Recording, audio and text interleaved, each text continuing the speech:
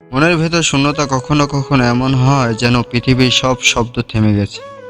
হাসির আড়ালে যে কষ্টগুলো লুকিয়ে রাখি সেগুলো কেউ বোঝে না। প্রতিদিন মুখে হাসি থাকলেও ভেতরের কান্নাটা থামে না।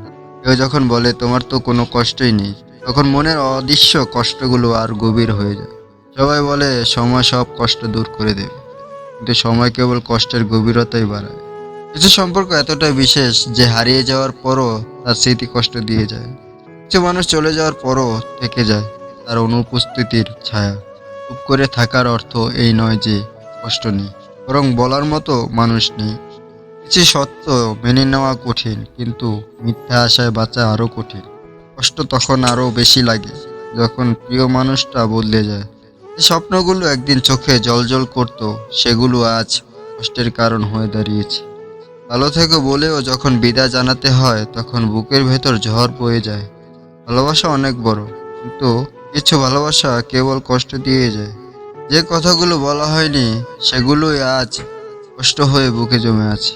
যে কেউ জানেই না তাদের অবহেলাতে কেউ ধ্বংস হয়ে যায়। যে মানুষটা বলেছিল সবসময় পাশে থাকবো, সেই প্রথম চলে গেল। মাঝে মধ্যে নিজেরই মনে হয় কেন এতটা অনুভব করি, কেন এতটা ভালোবাসি।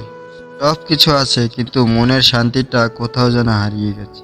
কষ্টের চিহ্ন দেখা যায় না, কিন্তু অনুভব করা যায়। জীবনটা যদি একটা বই হতো তাহলে কিছু পাতা আমি ছিঁড়ে ফেলতাম, কিছু পাতা পুড়িয়ে দিতাম,